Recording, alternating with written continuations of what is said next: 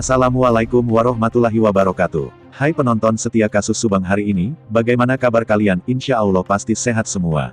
Sebelum kita ke pokok pembahasan, Mimin sangat bersyukur ya kepada kalian yang telah mengklik video ini, yang artinya, Mimin yakin kalau kalian masih penasaran terkait siapa pelaku pembunuhan ibu dan anak di Subang, dan kalau begitu mari kita kawal sama-sama kasus pembunuhan Subang ini sampai terungkap. Sudah memasuki hari ke-115, kasus pembunuhan ibu dan anak di Subang belum juga menemukan titik terang. Terbaru, adik Yosef, Mulyana akhirnya beri klarifikasi alasan Yosef buru-buru sewa pengacara untuk mengungkap kasus pembunuhan ibu dan anak di Subang. Fakta terbaru kasus pembunuhan di Subang yang diungkapkan Mulyana ini sempat membuat masyarakat Indonesia skeptis terhadap Yosef. Pasalnya bagaimana mungkin anak dan istrinya meninggal dibunuh tetapi Yosef malah menyewa pengacara. Disinilah Mulyana memberikan fakta terbaru alasan Yosef buru-buru sewa pengacara di kasus pembunuhan ibu dan anak di Subang. Dikutip Des Jabar dari YouTube Misteri Mbak Suci pada tanggal 9 Desember tahun 2021, adik Yosef mengungkapkan alasan Yosef buru-buru sewa pengacara untuk mengungkap kasus pembunuhan ibu dan anak di Subang. Setelah saya dengar di TKP tidak ada yang rusak. Terbesit di pikiran saya, jangan-jangan ini orang dekat. Akhirnya saya curiga ke Yosef, Mimin, Yoris. Akhirnya saya berkesimpulan udah pakai pengacara. Dengan tujuan tolong dipres dong, apakah ini Yosef, Yoris atau Mimin. Biar terungkap gitu, kata Mulyana dalam video YouTube Misteri Mbak Suci yang diunggah pada tanggal 9 Desember tahun 2021.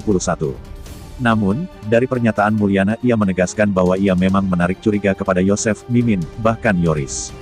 Mulyana juga menjelaskan salah satu alasan mengapa dia menyarankan Yosef untuk sewa pengacara justru ketika Mulyana mengetahui pintu di TKP tidak rusak. Itu berarti pelakunya bisa jadi orang terdekat. Yang saya pengen kejar itu pelakunya. Gak kenal siapapun orangnya. Jujur saja, saling gemasnya. Emosi ada, manusiawi, ujar Mulyana. Mulyana pun mengungkapkan perasaannya saat mengetahui keponakan dan kakak iparnya tewas karena pembunuh ibu dan anak di Subang. Meskipun ia tidak terlalu dekat dengan kedua almarhumah, namun menurut Mulyana jika ada sesuatu, kedua korban sering membuka komunikasi. Seperti yang diketahui, di awal kasus pembunuhan Subang yang terjadi pada tanggal 18 Agustus tahun 2021 dini hari dengan korban istri dan anak Yosef yakni Tuti Suhartini dan Amel, banyak publik yang mempertanyakan tindakan Yosef langsung menggandeng pengacara. Publik seorang tergiring opininya bahwa Yosef dan Mimin tersangka dari kasus pembunuhan Subang yang menggegerkan tersebut. Mulyana menegaskan bahwa penggunaan kuasa hukum sejak di awal kasus bukanlah keinginan Yosef maupun Mimin, melainkan inisiatif Mulyana. Inisiatif tersebut muncul setelah Mulyana mendengar di TKP bahwa hasil olah TKP tidak ada pintu yang masuk. Alasan lain adalah itu yang saya minta kepada pengacara untuk pres menekan agar mereka mau jujur. Kalau melakukan bilangnya, kalau tidak melakukan bilang tidak, tutur Mulyana.